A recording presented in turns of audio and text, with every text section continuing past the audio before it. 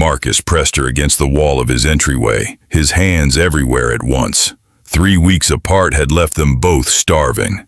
Jasmine wrapped her legs around his waist as he lifted her, their bodies colliding with a force that made her cry out his name. The wall was solid against her back. Marcus was solid against her front. And for the first time in weeks, Jasmine felt whole again. She walked into his office, knowing exactly what she was starting. Before we dive in, please follow my Patreon link on the comment section for more videos. Jasmine Carter adjusted her blazer one last time before pushing through the glass doors of Henderson Consulting. Her heels clicked against the marble floor with a rhythm that matched her racing heartbeat.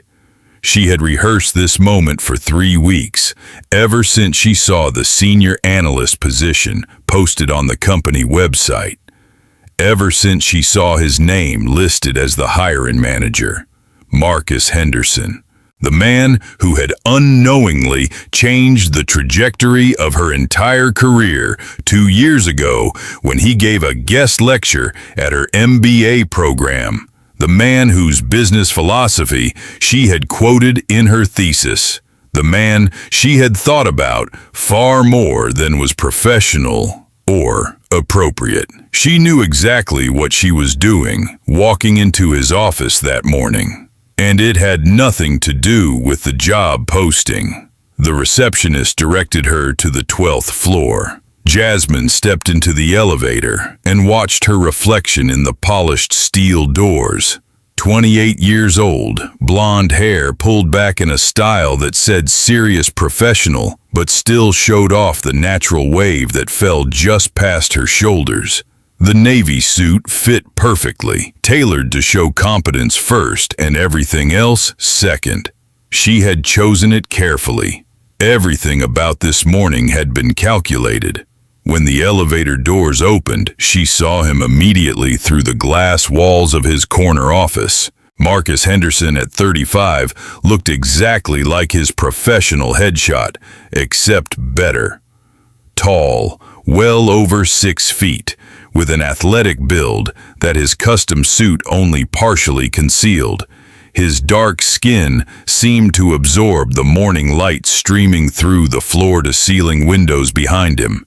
He was on a call, his free hand gesturing as he spoke, and even from across the open floor plan, Jasmine could see the intensity in his expression. She had exactly 4 minutes before their scheduled interview. She used them to study him. Marcus ended his call and glanced up, catching her watching him. For a moment, neither moved. Then he smiled, a slow, professional smile that didn't quite reach his eyes, and gestured for her to come in. Jasmine crossed the office floor, aware of every eye that followed her. Henderson Consulting employed maybe 40 people on this floor, and she could feel the weight of their curiosity. The new candidate, the woman in the perfect suit walking toward the boss's office like she already owned the place. She did not knock. The door was open. Marcus stood to greet her, extending his hand. When their palms met, Jasmine felt the warmth of his skin and the firmness of his grip. Professional, appropriate. Exactly right, except for the half-second too long that he held on before releasing. They both felt it. She could see it in the slight widening of his eyes, the almost imperceptible pause before he gestured to the chair across from his desk. The interview should have been routine. Jasmine had the credentials on paper, top 10% of her MBA class, 3 years of analytics experience at a competitor firm, recommendations that bordered on glowing. Marcus had her resume open on his laptop, but he barely glanced at it. Instead, he asked her about her thesis, the one where she had cited his work. Jasmine felt her carefully constructed professional demeanor crack just slightly. He had read it. He had actually read her thesis. She recovered quickly, launching into an explanation of her research on sustainable growth models in mid-sized consulting firms. Marcus leaned back in his chair, fingers steepled under his chin, watching her with an attention that felt like a physical touch. When she referenced his Stanford Business Review article from 3 years ago, he interrupted her. His voice was deeper than she remembered from the lecture, warmer. She had misunderstood his central argument. Not badly, but enough that it changed the conclusion. Jasmine felt heat rise in her cheeks. Not embarrassment, something else. She leaned forward, elbows on her knees, and argued back. Politely but firmly, she walked him through her interpretation, pointing out the specific paragraphs she had built her analysis around. Marcus smiled, a real smile this time, not the professional mask. It transformed his entire face, erasing the careful CEO composure and revealing something younger, more genuine underneath. You were right, I was unclear in that section. Your reading is actually more interesting than what I intended. The interview lasted 90 minutes. Somewhere around the 40-minute mark, Jasmine forgot she was supposed to be interviewing for a job. They debated organizational theory, argued about the future of consulting in an AI-driven market, and discovered they had both written papers on the same obscure case study from a Swedish firm that went bankrupt in 2019. When Marcus finally glanced at his watch and realized they had run over by an hour, he looked genuinely surprised. He stood, and Jasmine stood with him, suddenly aware that the interview was ending, and she had no idea where they stood. Marcus walked her to the door. In the doorway, he turned to face her, close enough that she could smell his cologne, something subtle and expensive. I'll be in touch by the end of the week. His voice was formal again, the professional mask back in place, but his eyes held hers a beat too long. Jasmine thanked him and left, managing to keep her composure until she reached the elevator. Only when the doors closed did she allow herself to exhale. She got the call on Thursday. Marcus offered her the position himself rather than having HR do it. She accepted before he finished outlining the compensation package. Her start date was the following Monday. Jasmine spent the weekend preparing. She researched every client Henderson Consulting had worked with in the past 5 years. She memorized the names and faces of her new colleagues. She picked out a week's worth of outfits that struck the balance between professional and memorable. This was about the job, about building her career, about working with one of the smartest minds in the industry. She knew she was lying. Monday morning arrived with unseasonable heat. The kind of early September weather that made the city feel like it was melting. Jasmine arrived at the office at 7:45, 15 minutes before the official start time, wearing a charcoal gray dress that was completely appropriate and yet somehow made her look like she belonged on a runway instead of in a conference room. Marcus was already there, of course. His office lights had been on since 6:30, according to the security guard who checked Jasmine in and gave her a temporary badge. The first week passed in a blur of orientations, introductions, and onboarding paperwork.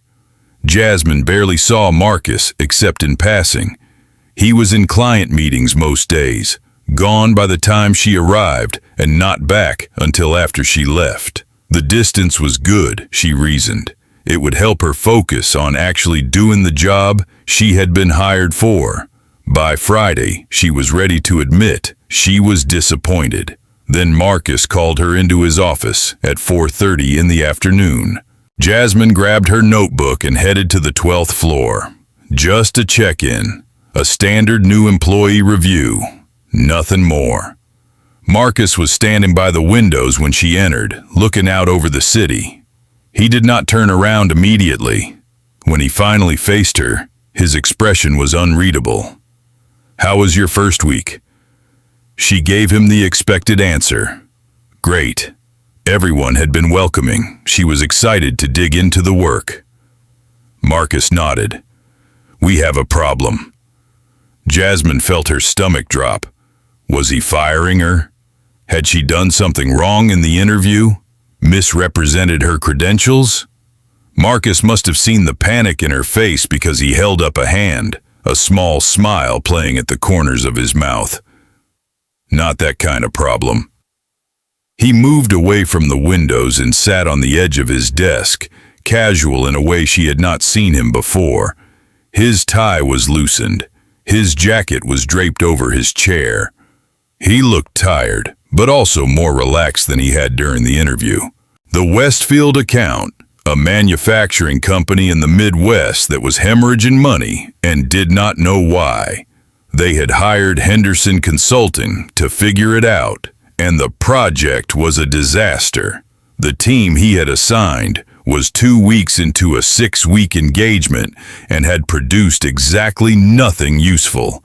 He needed someone to go out there and salvage it, someone smart enough to see what everyone else was missing and bold enough to tell a CEO he was running his company into the ground. Jasmine might be that person. The assignment was immediate. She would fly out Sunday night, spend the week on site at the Westfield headquarters, and report back the following Friday. It was a test. Both of them knew it. Jasmine accepted without hesitating. Marcus smiled that real smile again. Then he did something unexpected. "Do you have dinner plans?" The question hung in the air between them. Jasmine could have said yes, could have invented a prior commitment, could have maintained the professional boundary that was already blurring. No. They ate at a small Italian place 3 blocks from the office. The kind of restaurant with checkered tablecloths and candles and wine bottles and a menu that had not changed since 1987. Marcus knew the owner, an elderly woman who greeted him with a hug and made inappropriate comments about how he never brought beautiful women to her restaurant. Over pasta and too much wine, they talked about everything except work. Marcus had grown up in Chicago, the youngest of 4 brothers, divorced, no kids. The divorce had been his fault, though he did not elaborate. Jasmine shared her story. Portland. Parents who ran a bookstore, business school as escape from a predetermined future. Marcus listened like every word mattered. When they finally left, it was past 11. At the parking garage entrance, Marcus stopped. "I shouldn't have asked you to dinner. It was inappropriate." Jasmine met his eyes. "I'm glad you did anyway." Marcus reached out and tucked a strand of hair behind her ear. His fingers barely brushed her cheek, but Jasmine felt the touch everywhere. He stepped back before anything else could happen and wished her a good trip to Westfield. Jasmine stood in the parking garage entrance and knew with absolute certainty that dinner had changed everything. The Westfield assignment was exactly as bad as Marcus had described. The previous team had spent 2 weeks interviewing executives and producing PowerPoint decks that said nothing. They had treated the symptoms and ignored the disease. Jasmine spent her first day on site talking to the people the previous team had ignored. Floor managers, assembly line workers, the woman who ran the employee cafeteria, and somehow knew everything about everyone. By Wednesday, she had identified the problem. Westfield's CEO had been cooking the books for 18 months. Hiding losses in creative accounting that made the company look profitable on paper while it bled cash in reality. The manufacturing issues were just collateral damage. By Thursday, she had enough documentation to prove it. She called Marcus at 9 p.m. from her hotel room. He answered on the first ring, his voice rough like she had woken him, even though she could hear traffic in the background. Jasmine walked him through what she had found. The evidence, the falsified reports, the shell companies set up to hide expenses. Marcus was quiet for a long time after she finished. "Get on the earliest flight home Friday morning. Bring everything you found. Tell no one at Westfield what you discovered. What are you going to do? Make sure the Westfield CEO never runs another company again." Jasmine landed at LaGuardia at 11 a.m. Friday. Marcus picked her up himself, pulling up to the curb in a black SUV that was probably worth more than Jasmine's annual salary. They did not go back to the office. Instead, Marcus drove them to a small conference room in a law office in Midtown. Waiting inside were 2 federal investigators and an attorney from the SEC. For the next 4 hours, Jasmine walked them through everything she had found at Westfield. She presented her documentation, explained the paper trail, and answered questions with a precision that clearly impressed the investigators. When it was over, the lead investigator shook her hand. She had potentially saved dozens of jobs and prevented a small-town economic collapse. Marcus drove her home in silence. The adrenaline of the meeting was fading, leaving Jasmine exhausted and wrung out. When he pulled up in front of her apartment building, he turned off the engine. "You did brilliant work. I made the right choice hiring you. You're going to have a remarkable career." Jasmine turned to face him in the growing dusk. "Is that all this is? A boss complimenting an employee?" Marcus looked at her for a long moment. Then he leaned across the center console and kissed her. It was not a gentle kiss, not tentative or questioning. It was the kiss of someone who had been holding back for weeks and had finally run out of willpower. Jasmine kissed him back with everything she had been suppressing since the day she walked into his office. When they finally broke apart, both breathing hard, Marcus rested his forehead against hers. "This is a terrible idea. There will be complications. The company has policies." "I don't care." They barely made it inside her apartment before clothes started coming off. Jasmine's blazer dropped to the floor in the entryway. Marcus's tie followed. They moved through her living room, leaving a trail of professional armor behind them. In her bedroom, Marcus paused, his hands on her waist, his eyes searching her face. "Are you sure?" Jasmine answered by pulling him down onto the bed. What happened next wasn't gentle or tentative. It was 2 people who had been circling each other for weeks, finally colliding with a force that left no room for doubt or hesitation. Marcus's hands traced the curves of her body like he was memorizing a map. Jasmine arched into his touch, her fingers digging into the muscles of his shoulders. When he kissed the hollow of her throat, she gasped his name. They moved together with an urgency that bordered on desperate. Every touch, every kiss, every whispered word felt like a revelation, like they were discovering something neither had expected to find. Jasmine had been with men before, but nothing had ever felt like this, like her entire body was tuned to a frequency only Marcus could hear. When he moved inside her, she wrapped her legs around his waist and pulled him deeper, chasing a release that felt just out of reach. Marcus buried his face in her hair, his breath hot against her neck. He murmured her name like a prayer. Jasmine felt the pressure building, felt herself getting closer to the edge. She grabbed his face and kissed him hard, swallowing his groan as they both tumbled over together. Afterward, they lay tangled in her sheets, sweaty and spent. Marcus traced lazy patterns on her bare shoulder. Jasmine pressed her face against his chest and listened to his heartbeat slow. Neither of them spoke. There was nothing to say that their bodies had not already said louder. Eventually, Marcus shifted, reaching for his phone on the nightstand. Jasmine watched him check the time and saw his expression change. He had a client dinner. He had forgotten about it in the chaos of the Westfield meetings. Jasmine wanted him to cancel, to stay, to let the client dinner happen without him. But she understood. This was his company, his reputation, his life. "It's fine."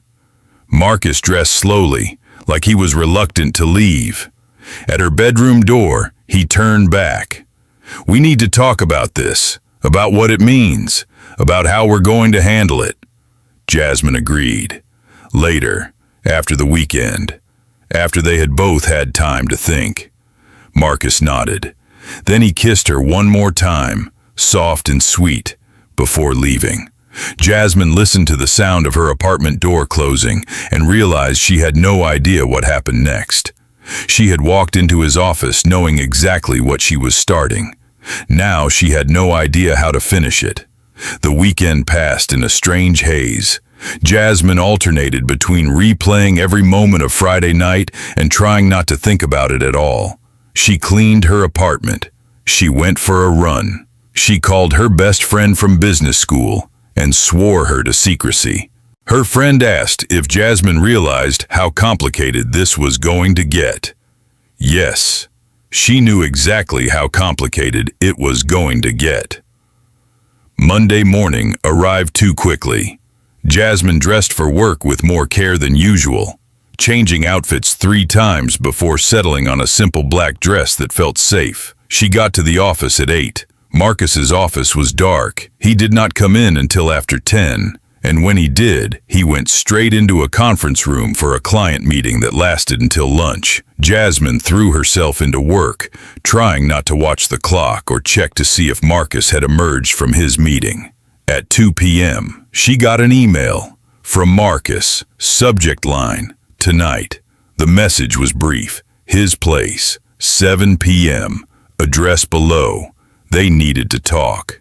Jasmine reread the email 4 times, trying to parse tone from 2 sentences. She replied with 1 word, "Okay." Marcus lived in a renovated loft in Tribeca. The building was all exposed brick and massive windows and the kind of industrial chic that cost a fortune to make look effortless. Jasmine arrived at 7 exactly. Marcus answered the door in jeans and a t-shirt, barefoot, looking younger and more vulnerable than she had ever seen him. He had cooked. Jasmine could smell garlic and herbs coming from the kitchen. She followed him inside, taking in the space, the artwork on the walls, the floor-to-ceiling bookshelves, the view of the Hudson River through the windows. This was where Marcus lived when he was not being the CEO. This was the private version. Over dinner, he laid out the truth. He was falling for her, had been since the interview. Maybe even before that, from the moment he had read her thesis and realized how smart she was. But this was complicated. She worked for him. There were power dynamics, company policies, potential accusations of favoritism, or worse. He did not want to put her in a position where her career became tangled up in their relationship. Did not want anyone to question whether she had earned her success or simply slept her way into it. Jasmine listened to all of it. Then she offered her truth. She had walked into his office that first day planning to seduce him. She had known exactly what she was doing. The job had been secondary, a means to an end. She had thought she could use the attraction between them to get what she wanted, keep her emotions out of it, and walk away unscathed. But somewhere along the way, it had stopped being a game. Somewhere between the interview and Westfield and Friday night, it had become real. The plan had failed spectacularly because she had done the one thing she had promised herself she would not do. She had fallen in love with him. Marcus reached across the table and took her hand. They could make this work, but they had to be smart about it. Keep it private for now. 4. Make sure no one at the office knew. Give Jasmine time to establish herself in her role so that when they eventually went public, no one could claim she had gotten the job because of him. Jasmine agreed to all of it. How long is private? 6 months, maybe a year. Long enough for you to prove yourself independently. Jasmine felt something cold settle in her stomach. A year of sneaking around. A year of pretending in the office that they were just boss and employee. But she understood why it was necessary. She even agreed with the logic. I can do that. Marcus smiled, relieved. Then he pulled her onto his lap and kissed her until she forgot about the complications. They made it to his bedroom eventually. This time it was slower, more deliberate. Marcus took his time, learning every place that made her gasp, every touch that made her shiver. Jasmine surrendered to it, letting him guide her higher and higher until she was trembling in his arms. When she finally came apart, Marcus held her through it, whispering how beautiful she was, how perfect. Afterward, they lay in his bed, watching the city lights reflect off the river. Marcus opened up about his marriage, how it had fallen apart because he had put work first, how his ex-wife had begged him to choose her, and he had chosen the company instead. He did not want to make that mistake again. Jasmine curled into his side and promised him he would not have to. They fell asleep tangled together, and for a while, everything felt simple. The next 6 weeks were perfect and terrible in equal measure. Perfect when they were alone. In Marcus's loft or Jasmine's apartment, they existed in a bubble where nothing else mattered. They cooked elaborate meals together, Marcus teaching her tricks he had learned from his grandmother. They watched old movies and argued about the endings. They talked for hours about everything and nothing, discovering shared obsessions with obscure podcasts and overlapping book collections. The sex was phenomenal, growing better as they learned each other's rhythms and desires. Marcus discovered that kissing the back of her neck made Jasmine's knees go weak. Jasmine learned that running her nails down his spine made him groan her name. Terrible at work, Jasmine threw herself into client projects with an intensity that bordered on obsessive, determined to prove Marcus had made the right choice, hiring her for her skills, not for anything else. She worked late, took on the difficult assignments no one else wanted, and produced results that impressed even the senior partners who had been at the firm for decades. But every interaction with Marcus in the office felt like walking a tightrope suspended over a canyon. They were careful, almost too careful. Formal emails that could have been written by strangers, brief meetings where they maintained professional distance, no lingering glances that might give them away. The other employees started to notice, not that something was happening, the opposite. They noticed that Marcus seemed unusually distant with Jasmine, that he was harder on her than on anyone else, that he critiqued her work more harshly than seemed warranted. It was protective camouflage. Both of them knew it, but it still hurt every single time. One Thursday in late October, Marcus called Jasmine into his office to review a proposal she had written for a potential client. In front of the 2 other analysts on the project, he tore it apart, called it unfocused, missing the key issues. Jasmine maintained her composure, took the criticism, and went back to her desk to revise. That night at his loft, Marcus apologized. The proposal had actually been excellent. He had only been harsh because the other analysts were watching. Jasmine understood, but understanding did not make it easier. How much longer do we have to keep doing this? 4 more months, just 4 more months, and then we can start being more open. Jasmine nodded and changed the subject, but the conversation left something unsettled between them. In early November, Henderson Consulting threw its annual gala, a black tie fundraiser for a local charity that doubled as a networking event for clients and potential clients. Jasmine bought a dress for the occasion, something elegant and understated in deep blue that made her feel like she belonged in the room of power brokers and executives. Marcus arrived alone, as did Jasmine. They barely spoke to each other all night. Marcus spent most of the evening with clients. Jasmine networked with other young professionals, collecting business cards and making small talk. Around midnight, Jasmine stepped outside for air. The hotel where the gala was held had a terrace overlooking the city. She was alone out there, or thought she was, until Marcus appeared beside her. He did not touch her, did not even stand particularly close, but his presence felt like a physical thing. "You look beautiful." Jasmine thanked him without turning her head. They stood in silence for a moment. Then Marcus spoke again. "Is this too hard? Do you want to stop?" Jasmine felt panic spike through her chest.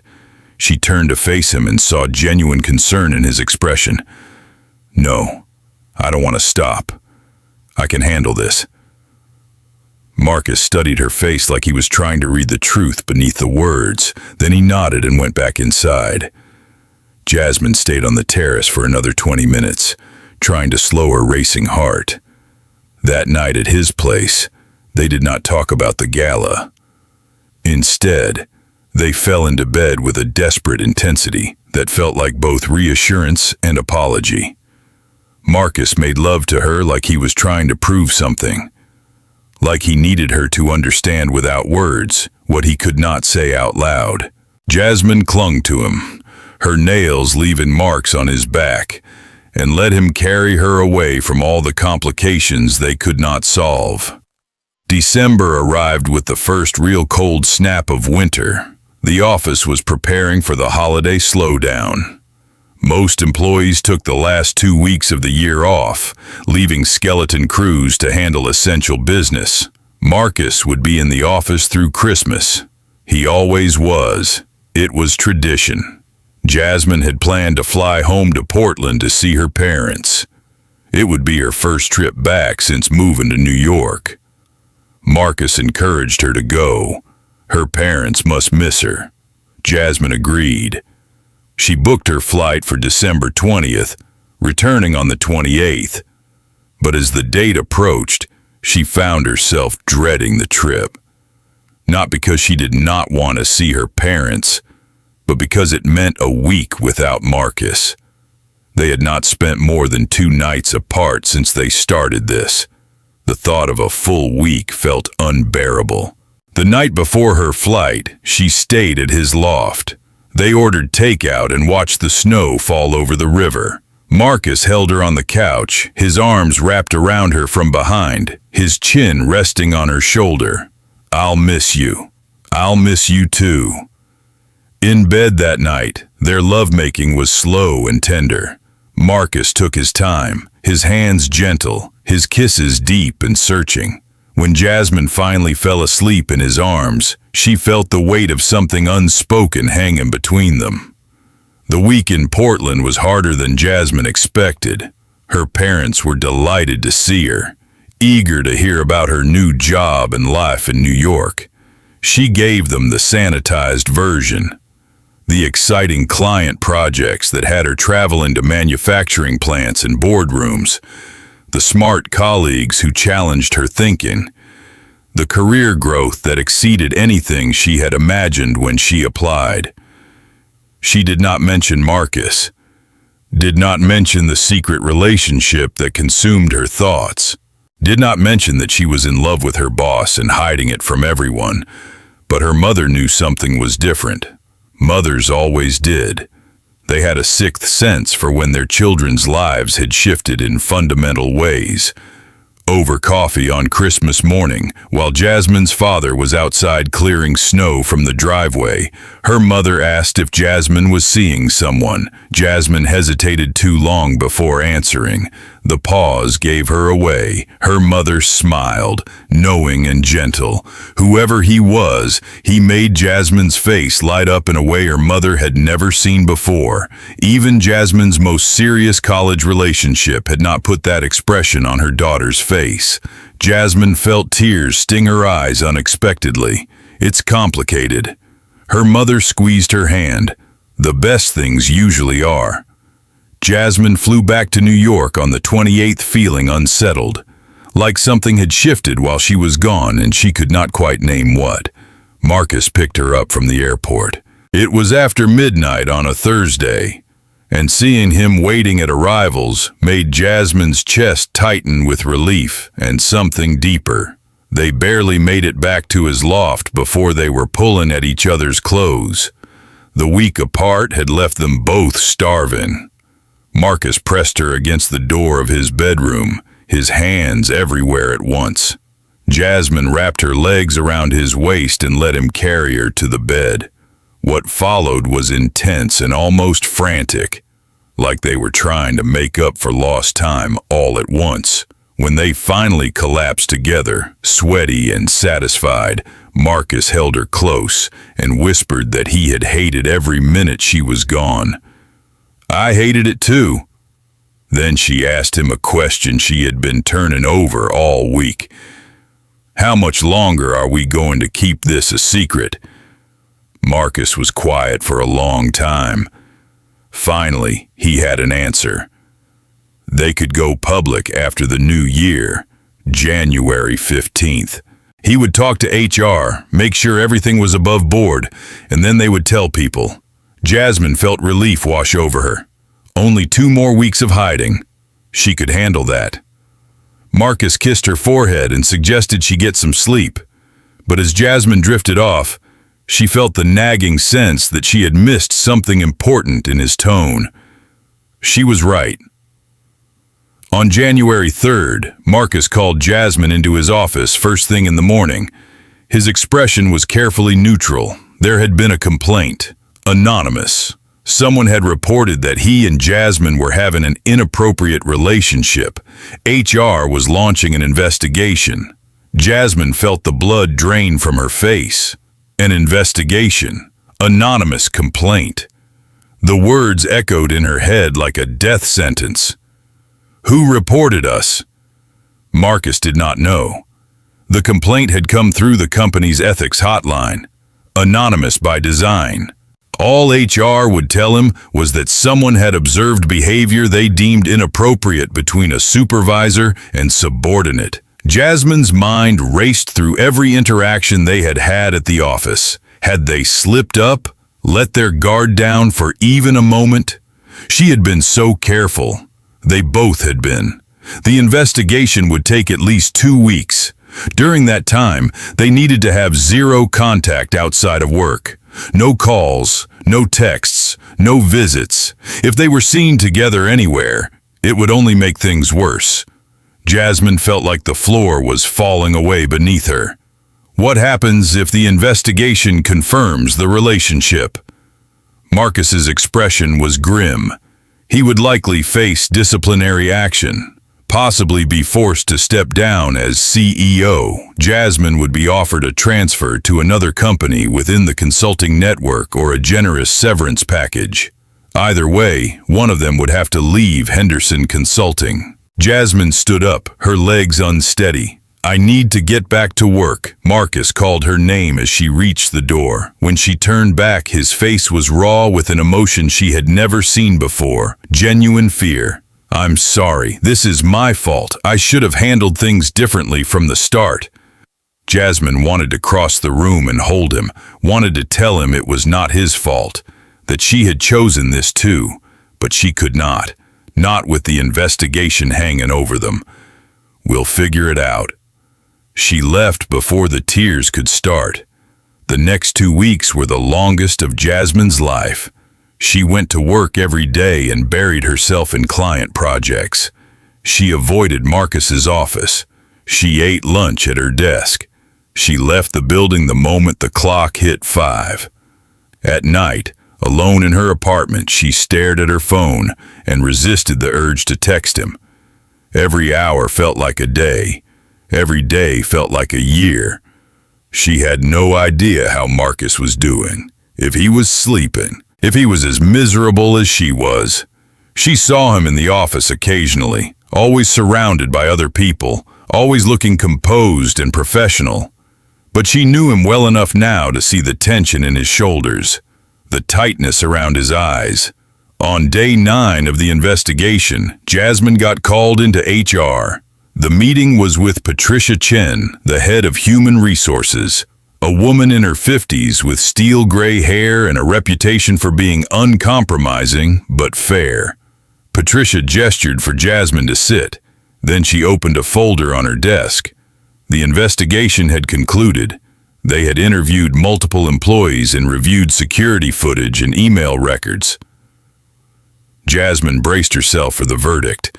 There was no evidence of any inappropriate relationship between Jasmine and Marcus Henderson. Jasmine felt confusion replace dread. No evidence? They had been sleeping together for months.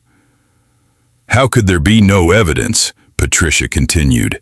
The complaint appeared to be based on speculation rather than fact. The anonymous caller had claimed to witness favoritism and inappropriate closeness, but the investigation found that Marcus had actually been harder on Jasmine than on any other employee at her level.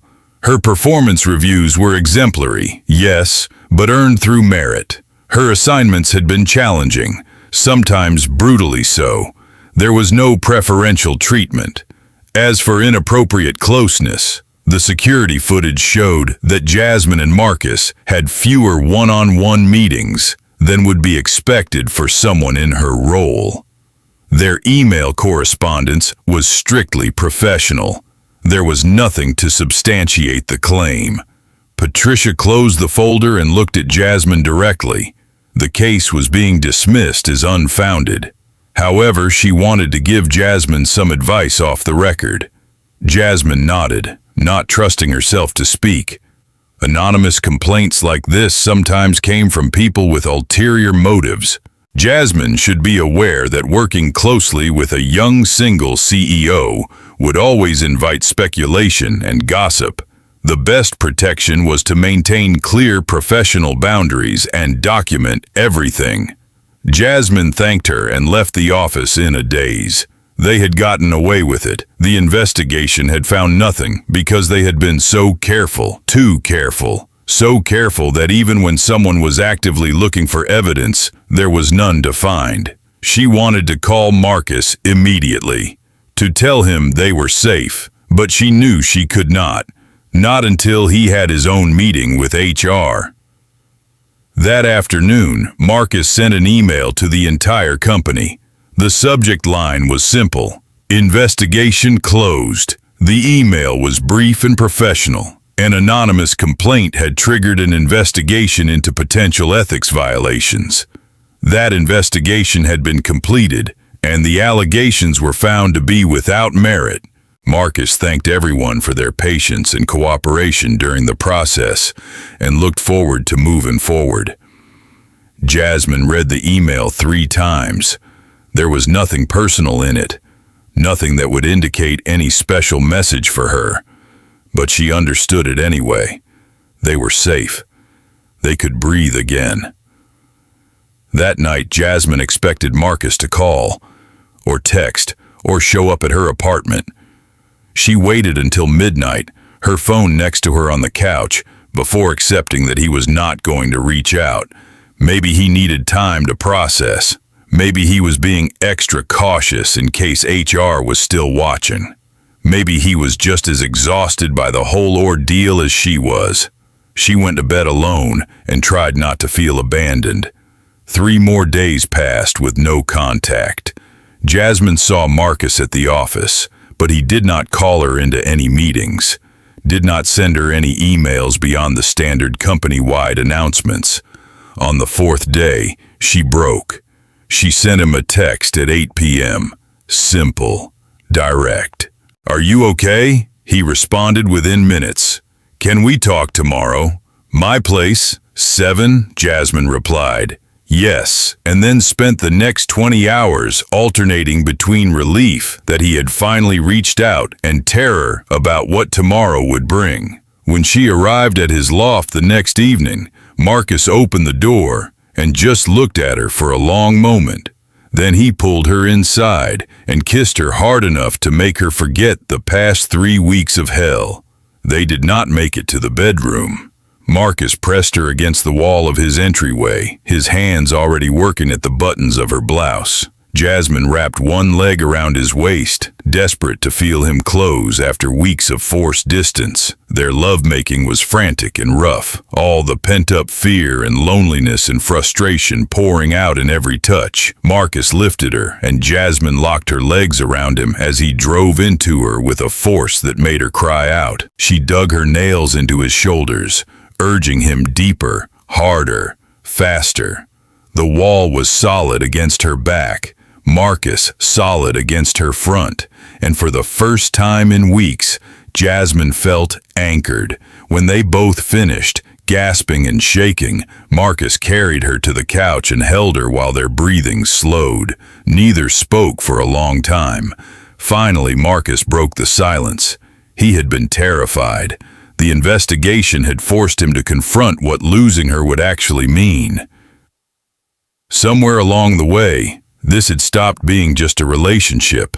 and had become something he could not imagine living without. Jasmine felt tears slip down her cheeks. She had felt the same way. The weeks of silence had been agony. Marcus wiped her tears with his thumb. Then he revealed something that made her go very still. The anonymous complaint had not been random. Marcus knew who had filed it. His business partner, David Kim, the man who owned 40% of Henderson Consulting and had been Marcus's closest friend since business school. Jasmine felt confusion and anger flare. "Why would your best friend try to sabotage us?" Marcus explained. David had not been trying to sabotage anything. He had been trying to force Marcus's hand. 6 months ago, before Jasmine had even interviewed for the job, Marcus and David had discussed a major restructuring of the company. David wanted to take over as CEO. Marcus had been considering stepping down anyway, moving into a chairman role where he could focus on strategy and new business development without the day-to-day management responsibilities. But Marcus had been dragging his feet on making a decision. The company was his baby. Letting go felt impossible. Then Jasmine had walked into his office, and suddenly Marcus had a reason to accelerate the timeline. If he was not CEO, there would be no power dynamic, no ethics issues, no need to hide. But he still had not been able to pull the trigger on the decision, so David had filed the anonymous complaint.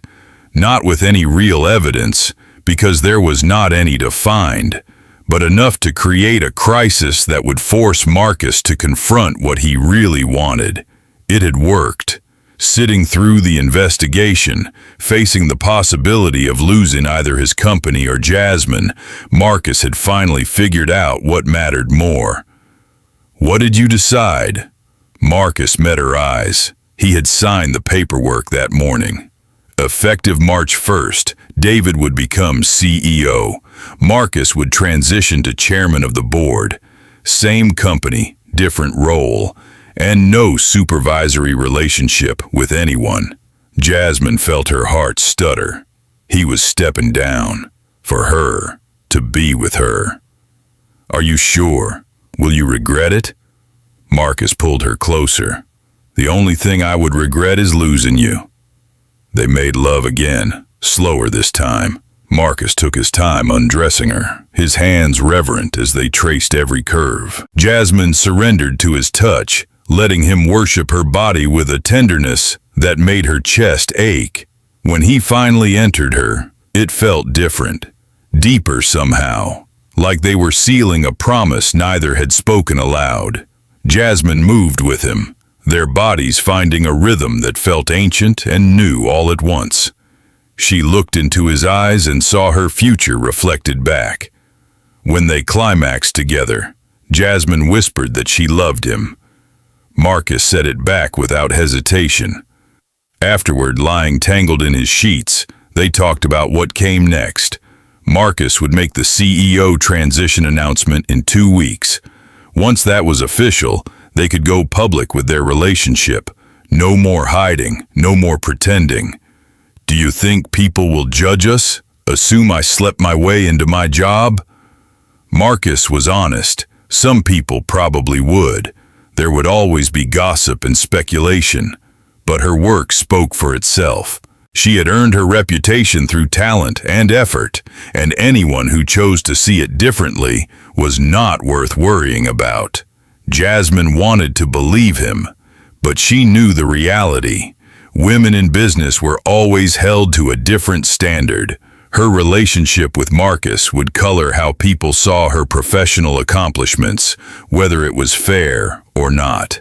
Marcus seemed to read her thoughts. If the gossip became too much, if working at Henderson Consulting became untenable, he would help her find a position anywhere she wanted. She was talented enough to work at any firm in the city. Jasmine appreciated the offer, but she also knew she did not want to leave. She had built something at Henderson Consulting, had proven herself. Running away would feel like admitting there was something wrong with their relationship. I'm staying. We'll weather whatever comes together. Marcus kissed her forehead. I don't deserve you. Jasmine laughed. You're probably right. The next 2 weeks passed in a strange liminal space. At work, nothing had changed yet. Marcus was still CEO. Jasmine was still keeping her distance. But now there was an expiration date on the secrecy, a light at the end of the tunnel. They spent every evening together, sometimes at his place, sometimes at hers. They cooked meals and watched movies and talked about the future in a way they had not allowed themselves before. Marcus shared his plans for the chairman role, the new business initiatives he wanted to explore, the clients he wanted to pursue personally. Jasmine discussed a new project she was leading, a sustainability consulting practice that could set Henderson Consulting apart from competitors. They were building a life together, piece by piece, conversation by conversation.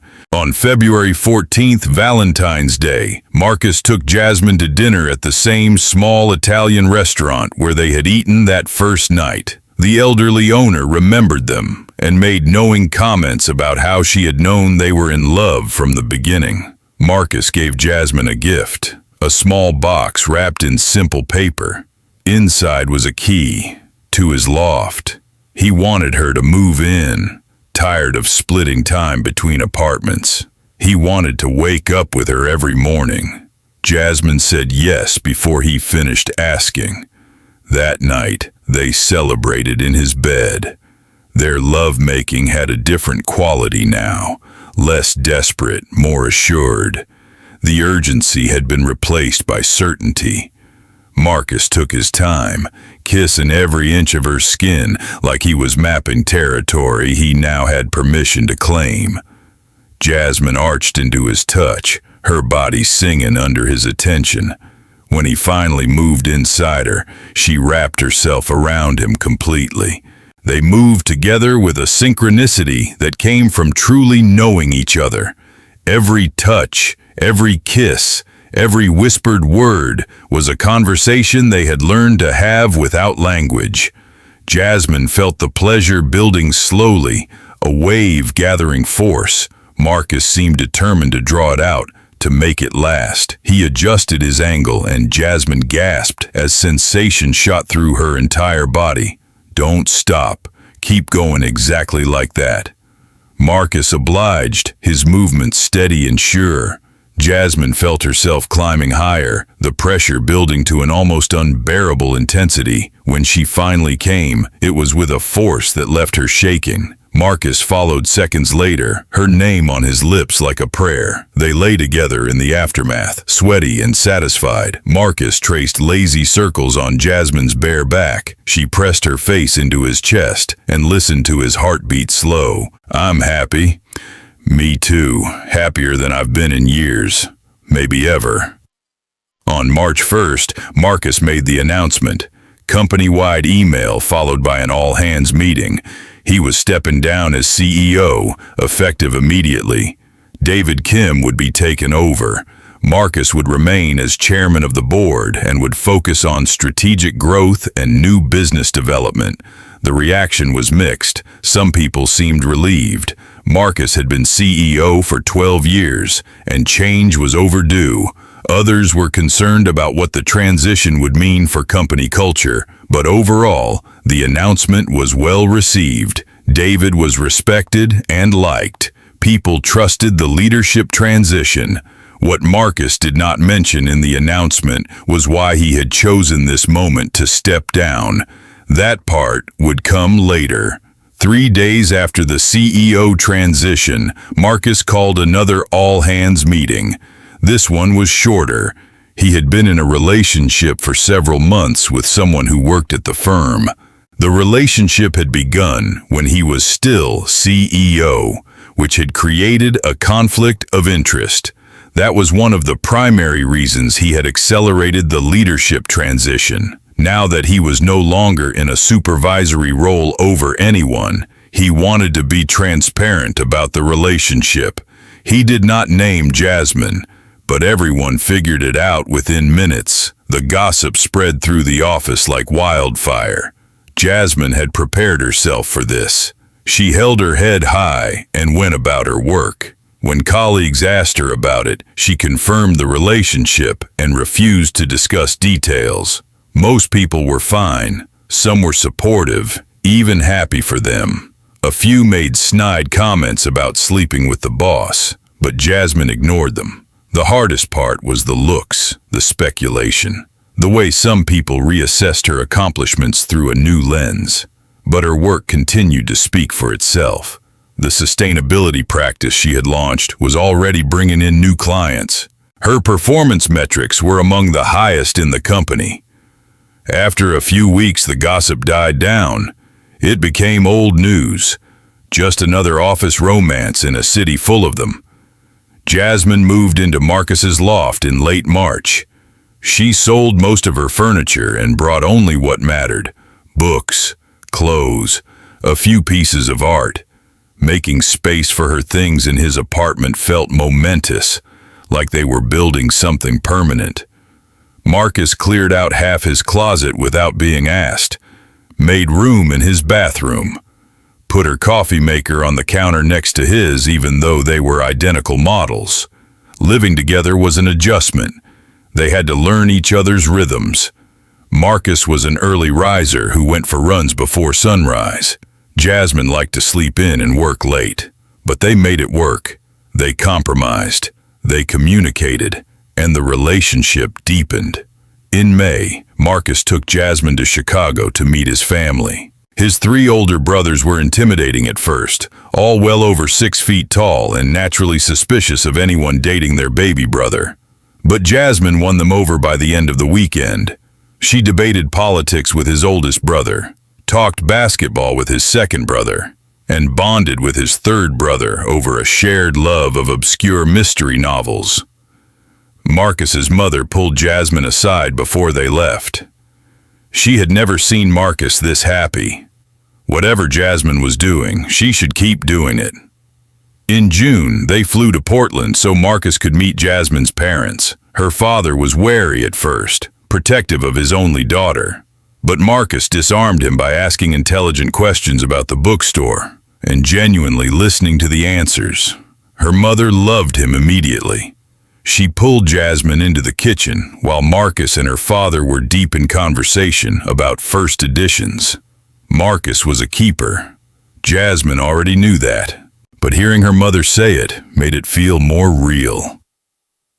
Summer passed in a blur of work and lazy weekends and building a life together. They established routines. Friday night was always date night. Sunday mornings were for farmers markets and brunch. Wednesday evenings were reserved for cooking elaborate meals together. They fought occasionally, usually about work. Marcus had opinions about Jasmine's projects even though he was no longer her boss. Jasmine sometimes felt like he was micromanaging her. They learned to navigate those conflicts, to recognize when work stress was bleeding into their personal relationship, to give each other space when needed. In August, Henderson Consulting landed its biggest client in company history, a Fortune 100 company that needed a complete organizational overhaul. David, as the new CEO, assigned Jasmine to lead the project. It was a massive opportunity and a huge responsibility. Marcus was proud, but also worried. The project would require 60-hour weeks for months. He did not want Jasmine to burn out. Jasmine assured him she could handle it. This was what she had been working toward her entire career. The project consumed her life for the next 4 months. She worked late every night, traveled to the client site weekly, barely had time to sleep, let alone maintain a social life. Marcus supported her through all of it. He brought her dinner when she worked late. He handled everything at home so she could focus on work. He He did not complain about the canceled plans or the exhaustion. In December, Jasmine presented the final recommendations to the client's board of directors. The presentation was flawless. The board approved the entire plan on the spot. It was the biggest win of Jasmine's career. David sent a company-wide email praising her work. Clients started requesting her specifically for their projects. At 29, Jasmine was promoted to senior partner, the youngest in company history. The promotion party was held at a rooftop bar in Manhattan. The entire company came. Jasmine gave a short speech thanking her team and David for the opportunity. She did not mention Marcus. Did not need to. Everyone knew that her success was her own. Later that night, after the party had wound down, Marcus took her home. They stood on the balcony of their loft, looking out over the city lights. Jasmine felt like she was standing at the top of the world. Marcus turned to face her. He looked nervous in a way she had never seen before. The past year had been the best of his life. She had made him believe in partnership again. He wanted to build a future with her. Then he got down on one knee. The ring was simple. A single diamond on a platinum band. Elegant and understated. Exactly what Jasmine would have chosen for herself. "Will you marry me?" Jasmine did not hesitate. "Yes." They kissed there on the balcony, the city spread out beneath them like a promise. When they finally made it inside, their lovemaking was slow and tender. Marcus undressed her reverently, his hands shaking slightly. Jasmine had never seen him nervous before, and it made her love him even more. She guided him to the bed and pushed him down, climbing on top of him. She wanted to show him what he meant to her, how completely he had changed her life. She took her time, using her mouth and hands to worship every inch of his body. Marcus groaned her name, his hands tangling in her hair. When she finally took him inside her, she moved slowly, savoring every sensation. This was different from every other time. This was making love as future husband and wife. Marcus gripped her hips, guiding her rhythm. Jasmine leaned down to kiss him, and they moved together in perfect synchronicity. The pleasure built gradually, a slow burn rather than a sudden fire. When Jasmine finally reached her peak, it washed over her in waves that seemed to go on forever. Marcus came seconds later, pulling her down tight against him, her name a whispered prayer on his lips. Afterward, they lay tangled together, Jasmine's new ring catching the light from the city outside. "I love you. I love you too. I've loved you since the day you walked into my office." Jasmine laughed. "I walked into your office knowing exactly what I was starting." Marcus smiled. "You started the best thing that ever happened to me." They got married in May, exactly 2 years after Jasmine had first interviewed at Henderson Consulting. The wedding was small, just family and close friends, held at a winery in Napa Valley. Jasmine wore a simple white dress. Marcus wore a dark suit. They wrote their own vows. Jasmine promised to challenge him, to support him, to build a life with him that was bigger than either of them alone. Marcus promised to love her, to respect her, to be her partner in every sense of the word. When they kissed, Jasmine felt like everything had finally clicked into place. The job, the relationship, the future, all of it had led to this moment. The reception lasted late into the night. Jasmine's father gave a toast about how Marcus had proven him wrong by being worthy of his daughter. Marcus's mother cried happy tears and told everyone who would listen that she had known from the moment she met Jasmine that she was the one. David gave a speech about how Marcus had been miserable before Jasmine came along and how grateful the entire company was that she had saved them from his bad moods. Everyone laughed, even Marcus. When the party finally ended, Marcus and Jasmine escaped to their honeymoon suite. They made love with the windows open, the night air cool on their skin. This time there was no urgency, no desperation, just the quiet confidence of two people who had found exactly what they were looking for. Marcus moved inside her with a steady rhythm that had Jasmine climbing steadily higher. She wrapped her legs around his waist, pulling him deeper, and whispered his name like a benediction. When they came together, it felt like everything they had been through had been worth it for this moment. Afterward, lying in bed with her head on his chest, Jasmine thought about the journey that had brought them here.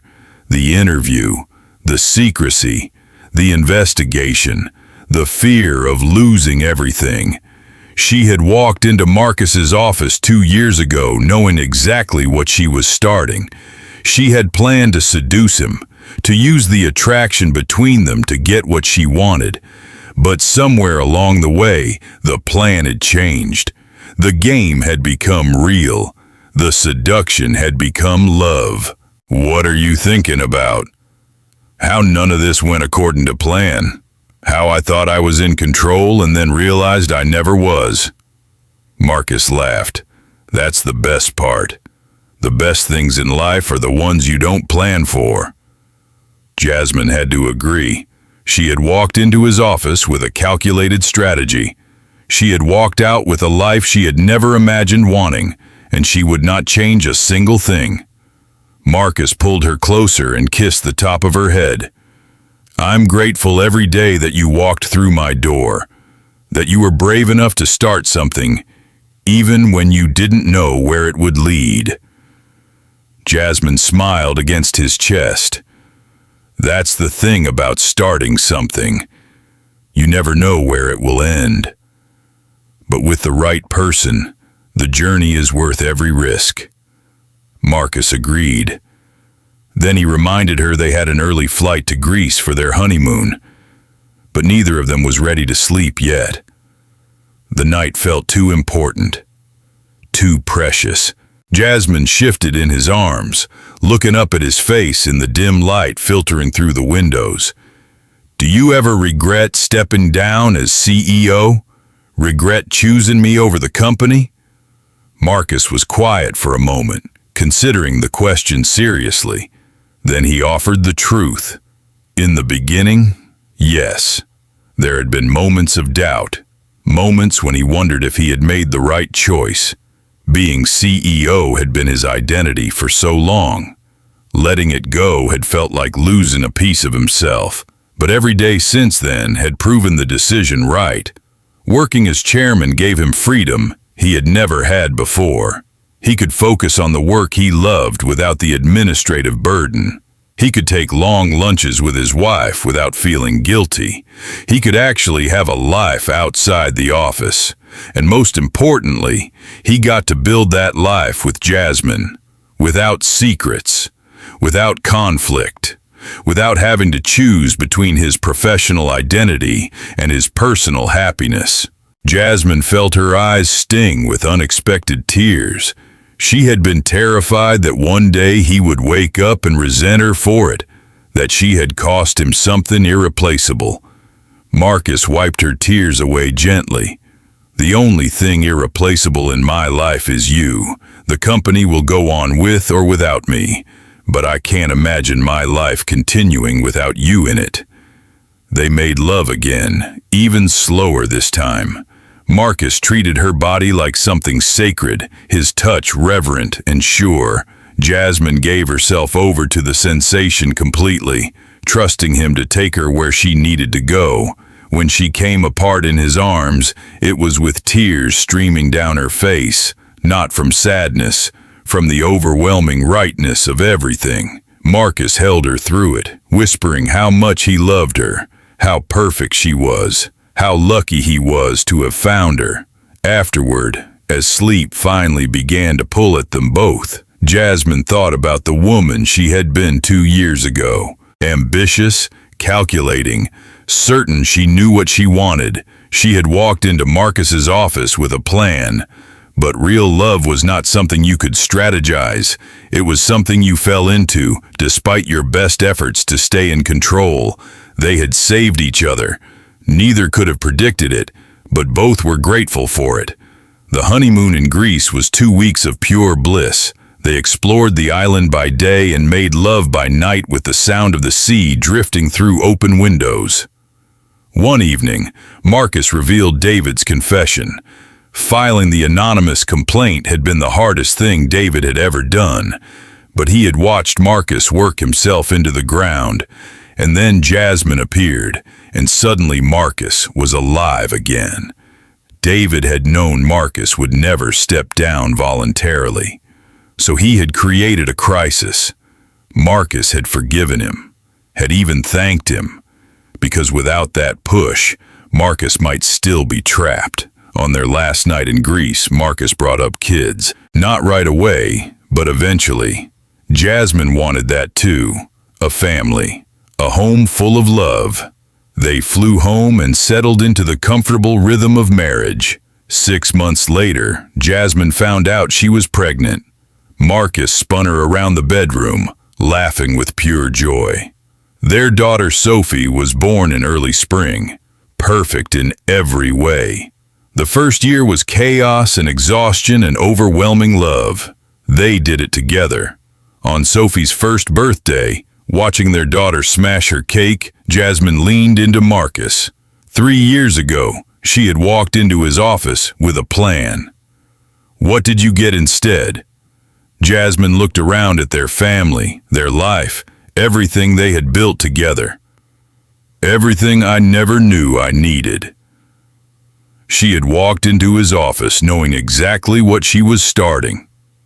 She had walked out with a life beyond anything she could have imagined. And she would not change a single moment of it.